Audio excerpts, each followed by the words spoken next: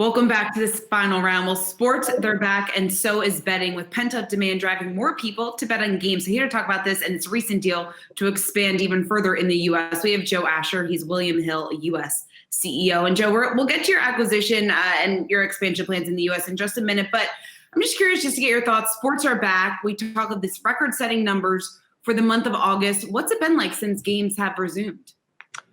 Well, it's been a sort of proverbial feast. Obviously, it's a very busy time in our business. August is typically actually a slow time because you just have baseball and then you get a little trickle of exhibition football. But obviously, it's very different this time around with baseball starting up again at the end of July and the basketball and hockey playoffs now full steam underway. So it's a pretty busy time within the industry. And of course, NFL is around the corner. And frankly, probably haven't had the focus on the NFL as much this year as in prior years because you've got the other sports going on and there's no exhibition season.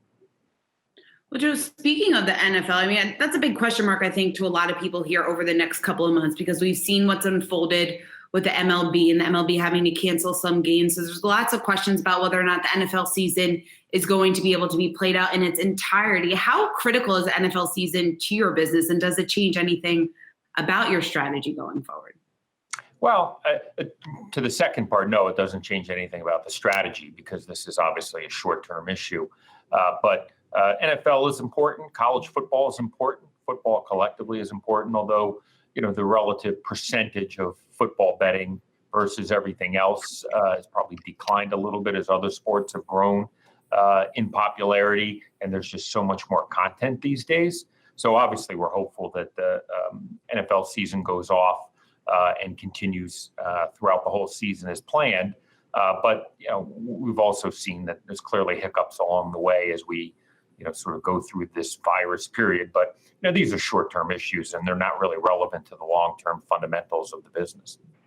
Hey, Joe, Rick Newman here. I'm wondering what kind of changes you've seen in what people are betting on because of the disruptions to the big name brand sports. So, I mean, are people going down market just to find something to gamble on? Like, was there a big surge in betting on South Korean baseball when that was the only thing you could see on TV? And is there a big surge in like people betting on billiards or bowling or stuff like that?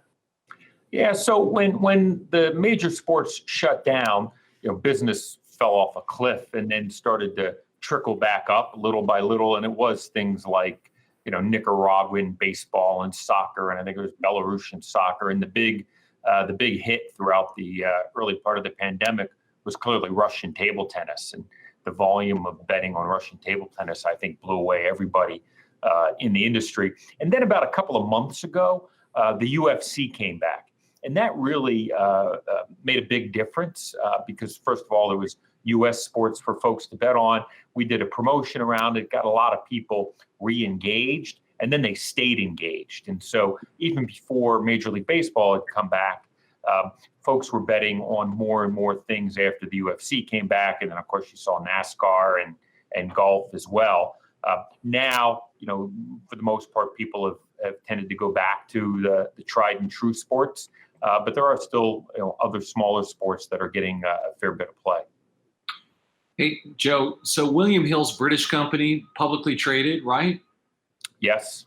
So what's that been like? I mean, the stock looks like I just want to make sure I had the right company. Stock's been sort of all over the place. A really bumpy, crazy ride, not surprisingly, given what maybe people thought about what would happen to the business and what maybe did happen to the business. So what's that been like? And is that a stock that people should bet on? Well, when look, there was obviously a bunch of choppiness in the market, when things started to shut down in March and April. And clearly our company was in that bucket. But keep in mind, there's a big UK business, both in the betting shops and online, as well as an international business as well. And then, of course, the U.S. business, that's the one that I look after. And, that's what I spend my time focusing on. And, obviously, if you pay attention to the ups and downs in the stock market too much, you'll never get anything done. That's what I keep telling Miles Udlin. Get too sidetracked. Hey, Joe, real quick, we just want to get your thoughts on this DraftKings Michael Jordan news today, because DraftKings bringing on Michael Jordan as a board advisor. Obviously, this is huge news in your space. What are your thoughts just as a competitor on this move? Is this something that you see value in, bringing in a very well-known ex-athlete, someone who still is very involved, obviously, in the NBA? Is this something that you could potentially explore with another athlete or another big sports business person here in the future? Yeah, look, I don't know the details of the DraftKings Michael Jordan deal, and I've got enough keeping up with focusing on what we're doing. But we're always looking at ways that we can create value for our business and for our shareholders. Right at the end of the day, we're not in business to come up with a vaccine for the virus or solve peace in the Middle East or anything like that, right? We're an entertainment option and in the business of just trying to make money for our shareholders. And, we have a great partnership and relationship with Caesars Entertainment that goes back to, before they were acquired by Eldorado, and just finished the deal to buy the Cantor Gaming assets here in Las Vegas. And so, anything that we can do to create additional value in an industry that we think is really exciting going forward is what we try to stay focused on. All right, Joe Asher, William Hill, U.S. CEO. Thanks so much for taking the time to join us today. Thank you.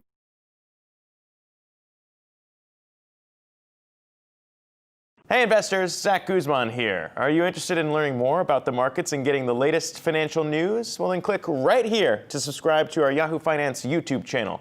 Get the latest up-to-the-minute market analysis, big interviews in the world of finance, and information on how to manage your money every day wherever you are.